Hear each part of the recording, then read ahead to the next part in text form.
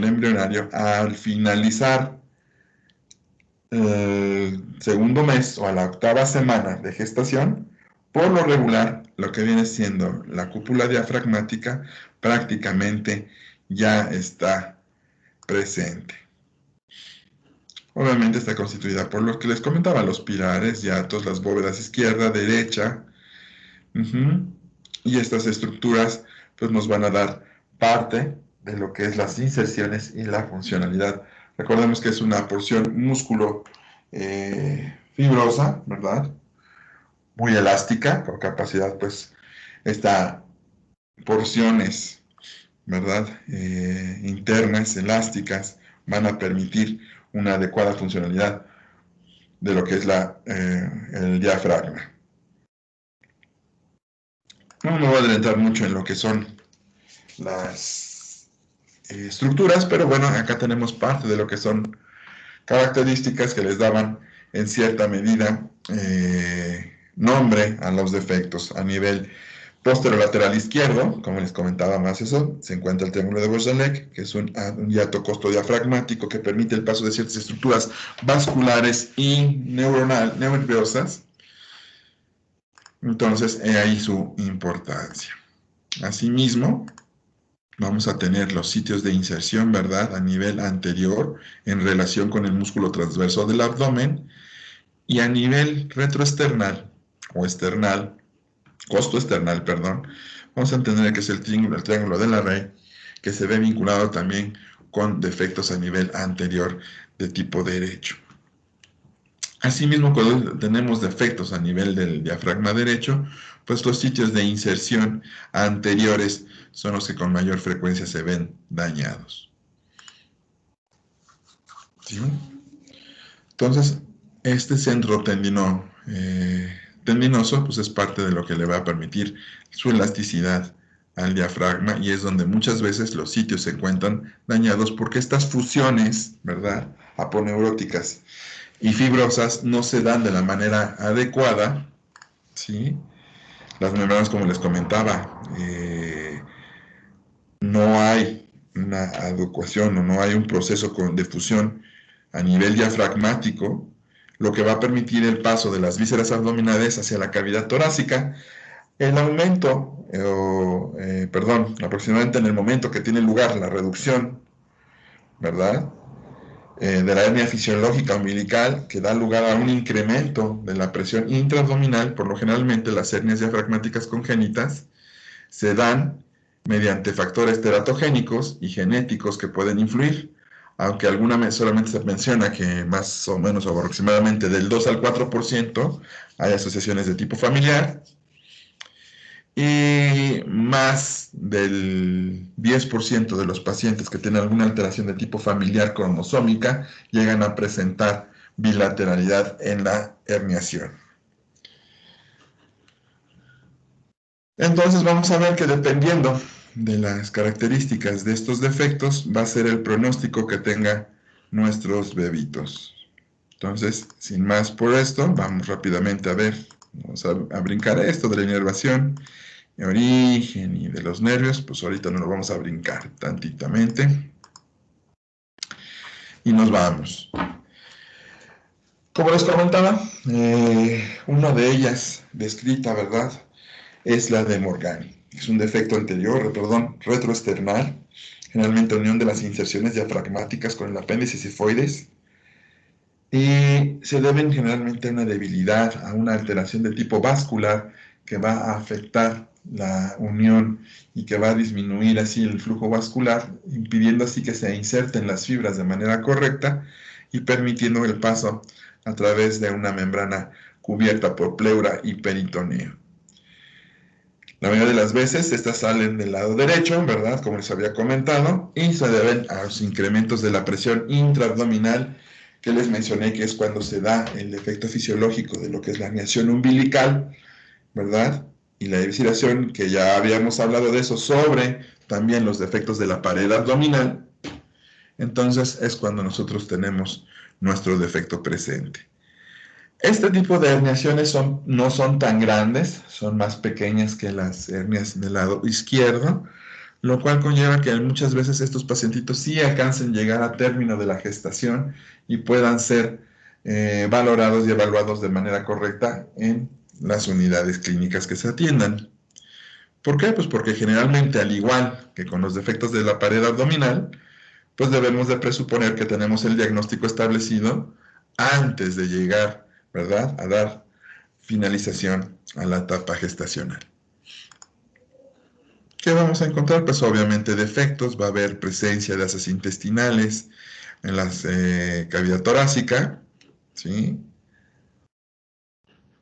Y obviamente se ven reflejadas a nivel de los ángulos costodiafragmáticos o cardiofrénicos del lado derecho.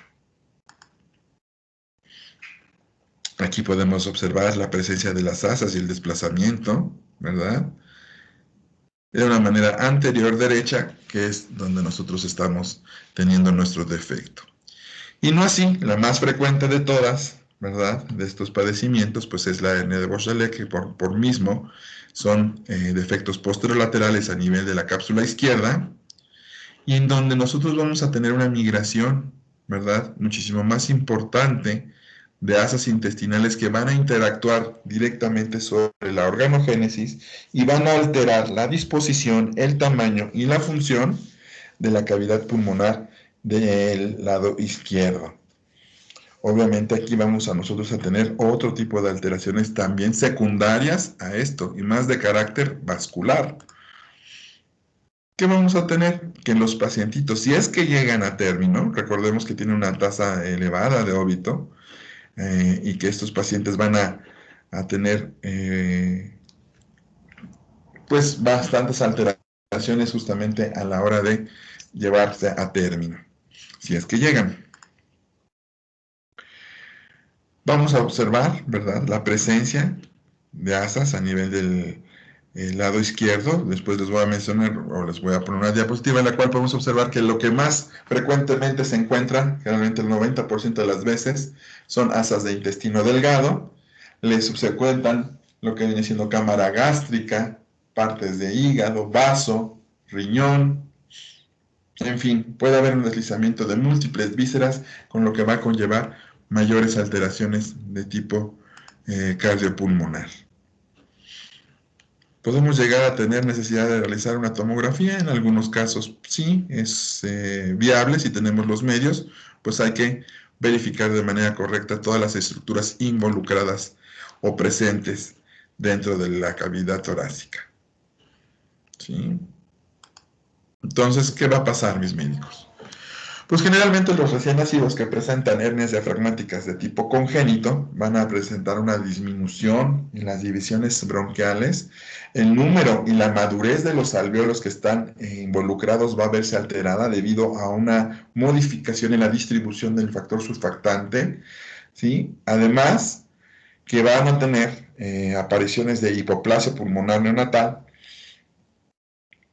que se debe a que la vasculatura pulmonar, asimismo como las ramificaciones y la presencia de órganos externos, va a interponerse y va a alterar la relación alveolo-capilar, ¿sí? Lo que se enuncia de Kirby va a verse modificado y vamos a tener incremento en las presiones vasculares, va a haber disminución en la tasa de flujo, ¿verdad?, y en la porción de oxigenación arterial venosa. Va a haber una disminución, ¿verdad?, en la microcirculación y vamos a tener, como consecuentemente, retraso o disminución en el crecimiento del pulmón que estamos teniendo nosotros. Entonces, como les comentaba, de manera macroscópica, el 60-70% realmente son del lado izquierdo, algunas menores, el saco presente en el lado izquierdo es del 5-50%, 90% de las asas intestinales, hay desvío mediastinal, hipoplasia pulmonar.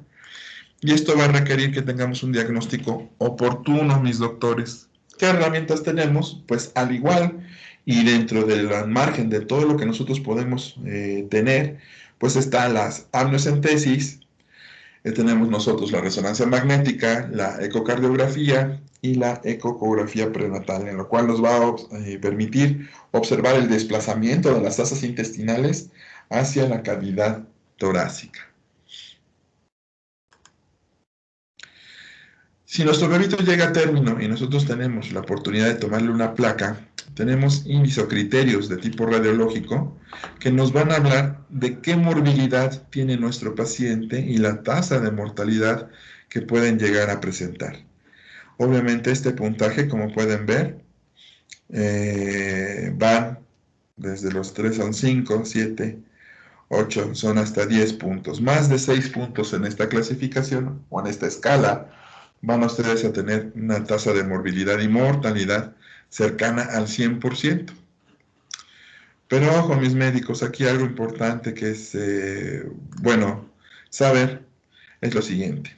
Antes de que ustedes, de hecho, prácticamente ya hayan nacido, se sabe o se entiende que este tipo de pacientes requieren de un manejo médico previo importante por las diferentes alteraciones que presentan, que requieren darles manejo médico para poder estabilizarlo y brindar la oportunidad de que el procedimiento quirúrgico que se decida realizar tenga más que nada un aspecto de tipo curativo y disminuir así las morbilidades que muchas veces presentan estos pacientitos.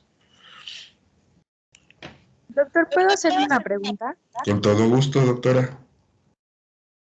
Creo que usted mencionó en los diagnósticos a nivel prenatal lo que es la amniocentesis. Sí, Entiendo que realmente siempre se va a buscar inicialmente el empleo de un método no invasivo, y posteriormente, bueno, se considerará el empleo de un método invasivo como lo es la amniocentesis.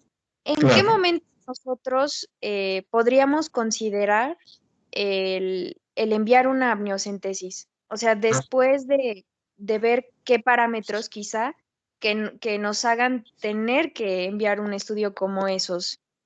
Claro que sí, Leslie, mira, muy fácil. En los pacientitos recuerdan que al inicio les comentaba que se dividían en tres, izquierdas, derechas y bilaterales. Cuando tú observas, aunque es extremadamente difícil valorar, por eso tendremos que utilizar quizás clínica, no tanto la clínica, sino más que nada la presencia de varios estudios que nos correlacionen, como son la ecografía, perdón, este, el ultrasonograma, ¿verdad? O el ecosonograma, la resonancia magnética, a lo mejor una tomografía, y nosotros podemos evidenciar de manera más fidedigna y más exacta la presencia de una alteración bilateral o una herniación bilateral. Es en estos casos en los que nosotros tenemos que confirmar o asociar, porque muchas veces los pacientes, y de hecho ahorita les hago llegar, porque sus compañeros de la clase pasada me preguntaban si eran frecuentes, son extremadamente raras, son contados los casos que existen a lo largo del mundo, ¿verdad? De herniaciones bilaterales, como les comentaba, menos del 2% de los pacientes con hernias congénitas diafragmáticas presentan bilateralidad, pero estos son los que se llevan con mayor frecuencia a otras patologías, trisonomías, alteraciones, por ejemplo, como son síndrome de Down u otras alteraciones de tipo cromosómico, por lo cual se indica en estos casos realizar procedimientos de amniocentesis para poder correlacionar de manera directa y establecer asociación con elementos de tipo cromosómico, mi doctora, que para eso te serviría, ¿cierto? O sea, no tanto para... Ah, sí, perfecto, sí. Sí, sí, sí, sí. Sí, Sí, mi sí, sí, doctora. porque al principio creí que era como un estudio demasiado invasivo solamente para ver la presencia de, pero como usted dice, si ya lo relacionamos con estas malformaciones genéticas, bueno, sí, me suena un poquito más lógico. Pues de hecho es que así es, mi Nelly, lo que les comentaba al inicio. Obviamente siempre vamos a tratar de ir de lo menos, como comentas, de lo menos a lo más. Pero si dentro de tu análisis y todo observas que ya hay presencia de otros factores como son la bilateralidad, eh, se ve y más dicho, se ha asociado de manera directa con otro tipo de alteraciones de tipo cromosómico. Entonces, más que nada, para establecer la asociación y la correlación con otras entidades, es que tú puedes llegar a solicitarlo, pero no para el diagnóstico de una hernia diafragmática. De hecho, no es necesario.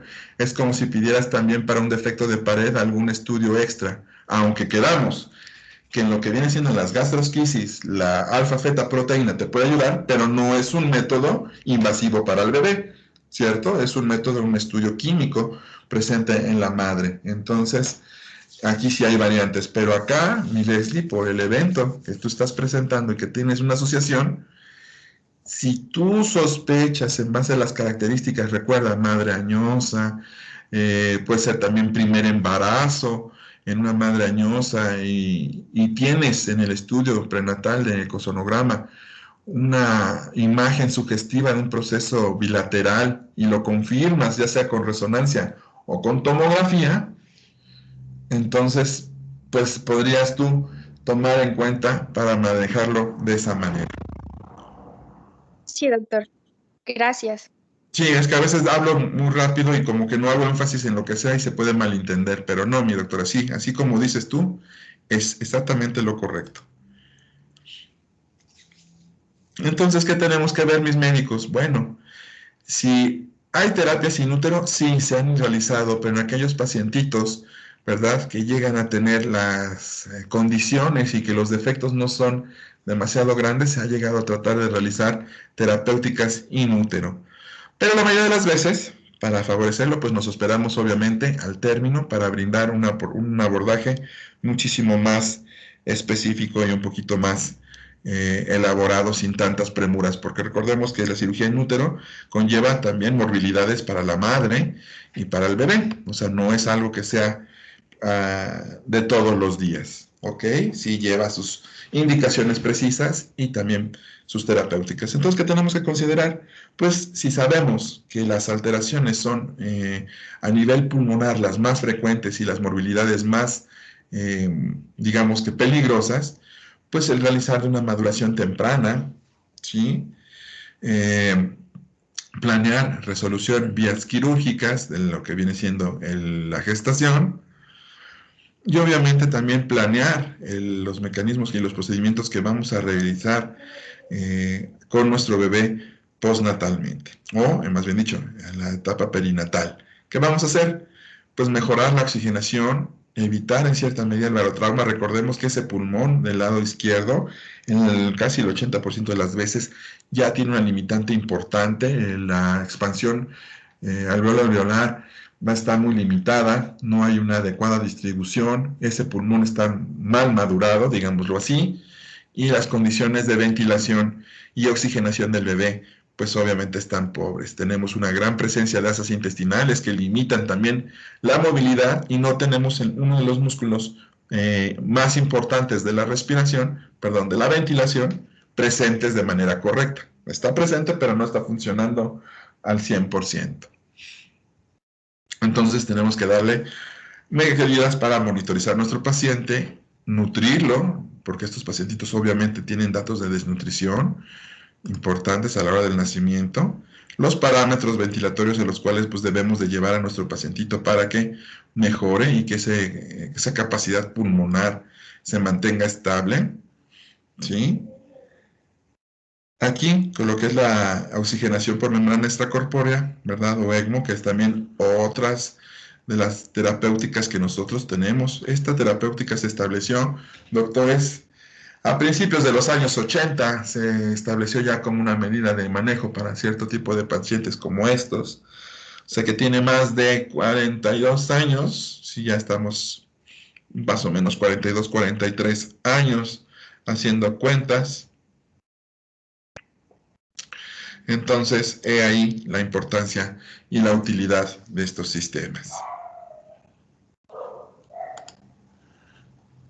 ¿Qué necesitamos nosotros? Pues estabilizar a nuestro paciente. Recordemos que también hay alteraciones a nivel de la presión arterial, a nivel del gasto cardíaco.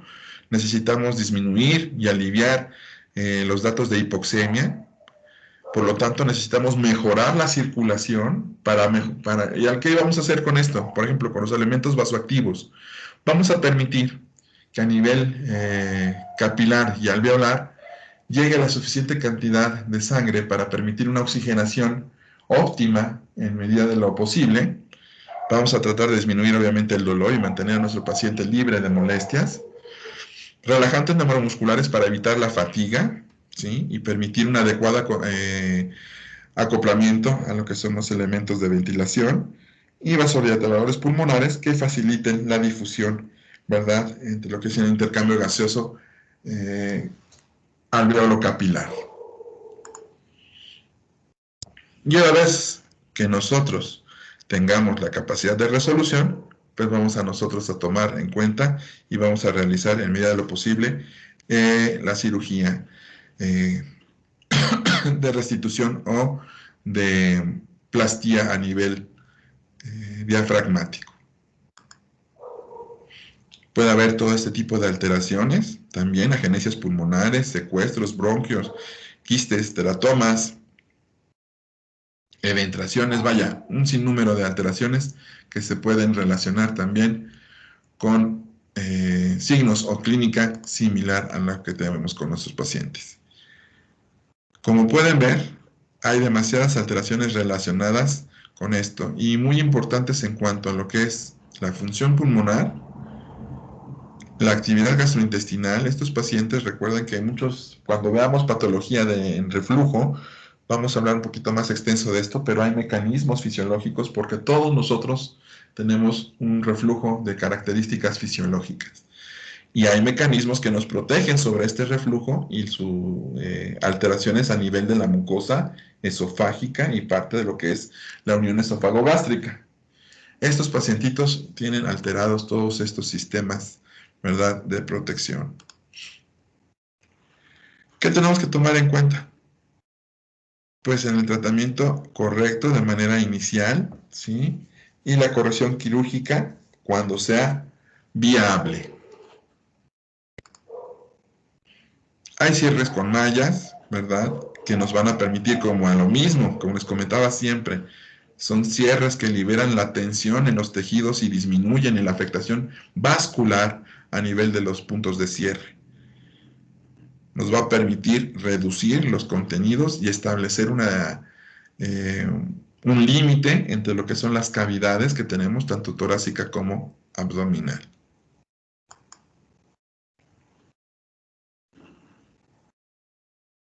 Tenemos que evitar o tenemos que disminuir en medida de lo posible el ácido a nivel gástrico.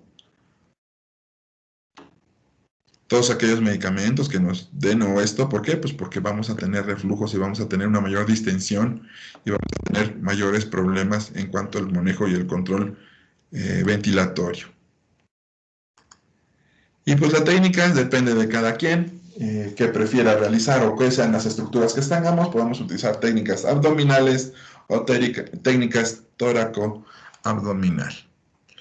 Lo más frecuente es de que puedan cerrarse los defectos mediante una técnica transabdominal.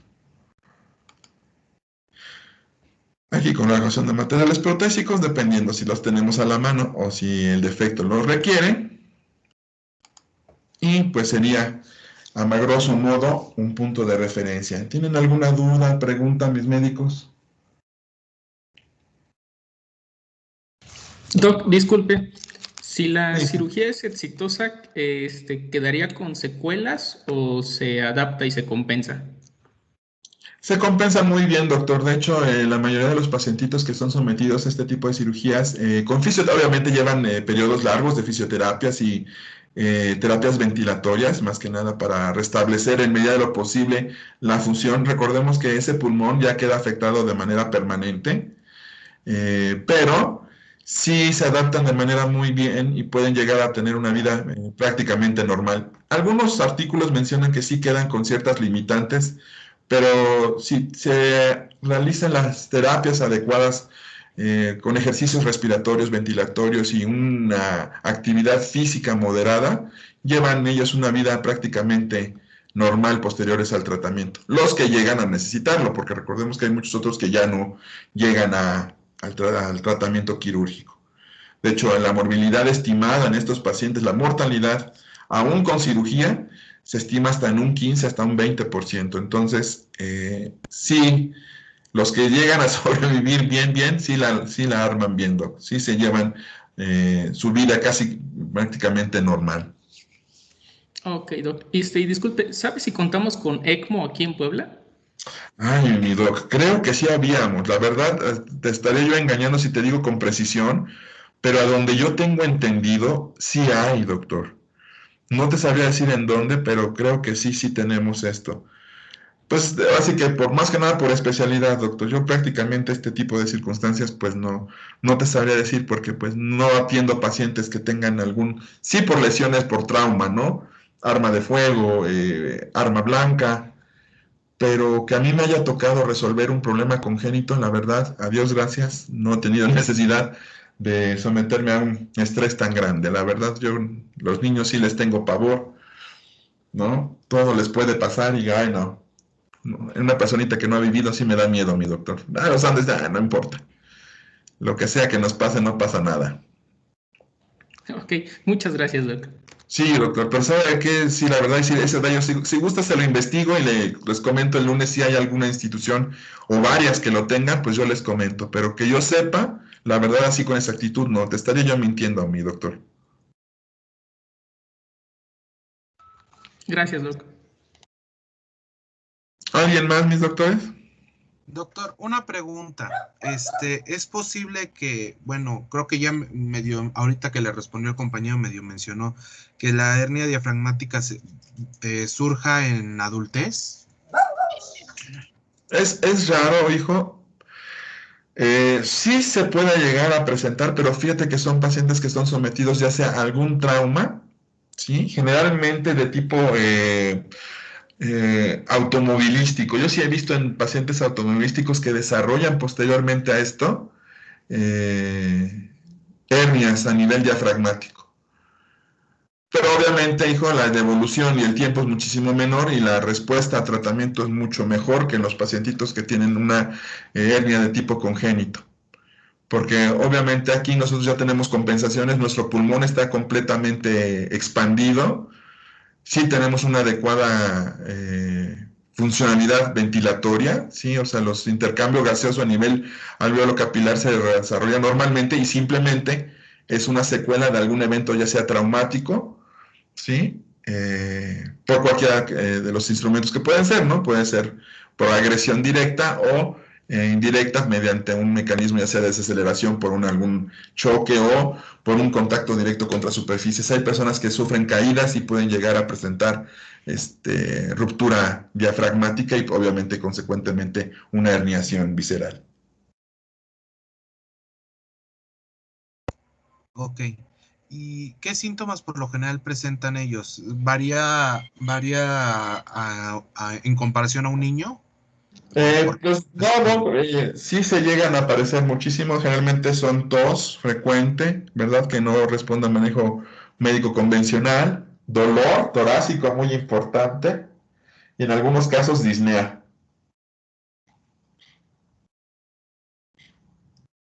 Y obviamente Gracias. cuando tú tienes este tipo de cuadro, doc, pues lo más frecuente es de que le pides una placa y ahí obviamente pues se evidencia la presencia de las heces intestinales o de la cámara gástrica a nivel torácico. Ok, muchas gracias. ¿De qué, mi doctor? ¿Alguien más? Si no, para que ya los deje yo, para que se vayan a echar una cervecita. Ah, que ya no se puede, ¿va? Ya no se puede. De lunes a miércoles, Doc. Doctor, Pues sí, pues. yo tengo otra pregunta. Ah, perdón. Sí, dime, hija. Este, en estos pacientes, usted ya nos explicó que en realidad pues tiene un tratamiento tanto farmacológico y muchas veces quirúrgico. Ajá. Después de todos estos tratamientos, ¿su capacidad pulmonar mejora? O sea, ¿llega a ser como la de una persona normal o siempre permanecen con una deficiencia? Llegan a compensar tanto, doctora, como les comentaba. De hecho, uno de los compañeros me preguntaba, oye, doctor, ¿y si se ocupan broncodilatadores, qué función, cuál es el ideal para este tipo de casos? En estos casos, la fisiología o el mecanismo en el cual vas a ayudar a tus pacientes a llevar una mejor vida va a ser que tú tengas la capacidad de optimizar el intercambio gaseoso en el remanente de tejido pulmonar funcional. ¿Qué quiere decir? Que en el pulmón, si es el izquierdo, que es el que mayor frecuentemente se afecta, el derecho tienes que llevarlo a un estado, digamos, de óptimo funcionalidad. ¿Cómo lo vas a hacer?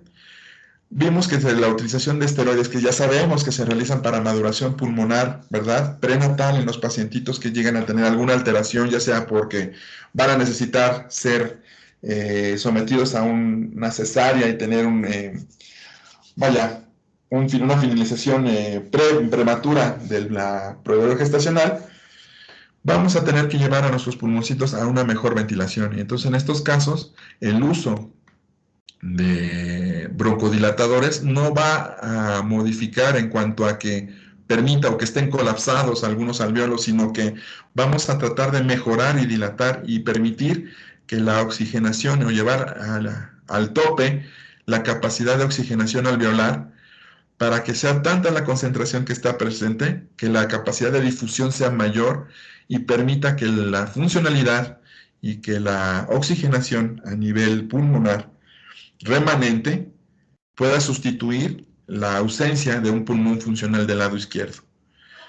Y esto poco a poco se va adaptando y sí tienen secuelas, como le comentaba al doctor, sí llegan a tener un poco de restricciones, pero prácticamente llegan casi a una actividad normal. Obviamente, si lo quieres meter a un triatlón o a ejercicios de alta demanda, pues sí va a tener una limitante, o sea, estarías condicionándola a una limitante porque obviamente le va a costar y va a realizar muchísimo mayor esfuerzo que tú, por ejemplo. Si lo metes a un régimen, a una funcionalidad estricta de actividad física extrema, pues obviamente sí va a tener ciertas limitantes. O si lo quieres llevar al Everest a escalar, pues obviamente se te va a morir en el camino, ¿sí? O sea, no va a poder realizar actividades físicas que algunas otras personas sí van a poder realizar, porque recordemos que va a haber componentes que requieran y que le van a impedir realizar ciertas actividades, pero prácticamente todas a nivel normal las va a poder realizar. Ok, gracias, doctor. Sí, Leslie.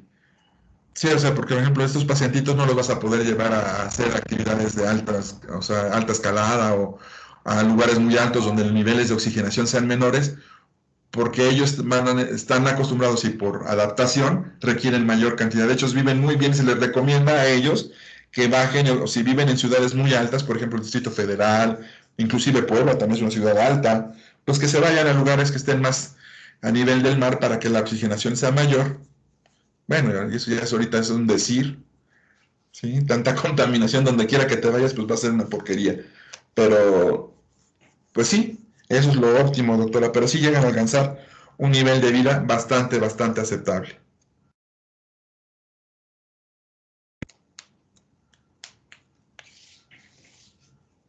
¿Alguien más, mis médicos?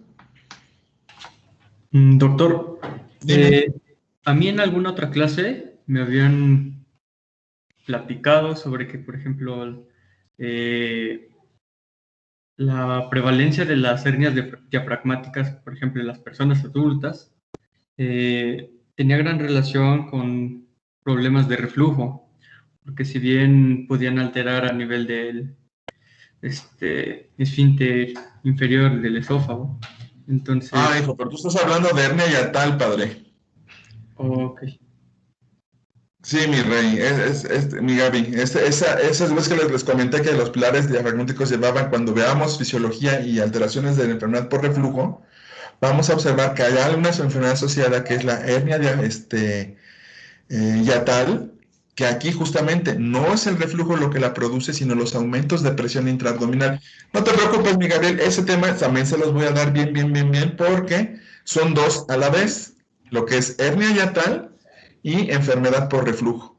¿Por qué? Porque no todos los pacientes con hernia yatal presentan reflujo, ni todos los pacientes con reflujo presentan hernia yatal. No te preocupes, Gaby, eso lo vamos a ver la próxima semana. Bueno, gracias, doctor. Sí, hijo, pero eso es un poquito aparte. Estas son congénitas y son defectos en cuanto a la estructura diafragmática. La otra también es una alteración a nivel diafragmático, pero en cuestión muscular y de laxitud, en cuanto al tejido conectivo relacionado en la formación y en la fusión, más que nada de los pilares diafragmáticos y sus sitios de inserción. Sí, no se preocupen, ese tema sí es muy importante y eso sí, por eso lo separo un poquito, porque estas son congénitas y las otras son adquiridas, mi doc. Ok, gracias, doctor. Sí, como les comentaba hace ratito, en los pacientes adultos es raro pues obviamente ya no es congénito si llegas a ser adulto. Y lo más frecuente que produce alteraciones o herniaciones son los mecanismos de trauma, ya sea por desaceleración, infligidos como son lesiones por arma blanca o proyectil arma de fuego, en los cuales pues obviamente se rompe la integridad y hay paso de las vísceras. Entonces, eso sí ya es un poquito diferente. Pero si gustan también, vemos trauma abdominal y en trauma abdominal abarcamos todo. Lesiones viscerales, estallamientos, rupturas, fracturas, exposición, ruptura vascular, lesiones mesentéricas, lesiones peritoneales, extravasación, fractura hepática, ruptura hepática, licencias de hilios, lo que ustedes gusten y manden. Hay un montón de verle y lo quirúrgico es muy abundante.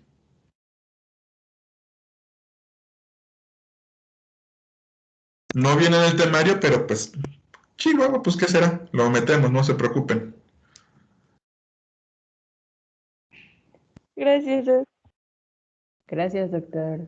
Gracias, doctor. Entonces, pues mis doctores, entonces los dejo, no se me vayan a poner muy Doctor, borrachillas. otra pequeña pregunta.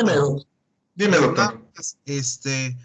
Por la misma falta de maduración pulmonar, puede ser que el paciente a lo largo de la vida sea más susceptible a enfermedades respiratorias. Eso sí, mi médico, sí, mira qué bueno que me lo comentas, doctor. Sí, Gerardo, perdonen mis médicos, algo que sí se me pasó. Una de las morbilidades más importantes a largo plazo es de que estos pacientitos tienen mayor susceptibilidad justamente a infecciones, pero justamente a nivel basal, de vías respiratorias bajas. ¿Por qué? Porque la redistribución del factor surfactante no es adecuada y muchas veces quedan zonas colapsadas o zonas que no alcanzan a tener una permeabilidad adecuada y sí, son más susceptibles a presentar infecciones recurrentes de vías respiratorias bajas.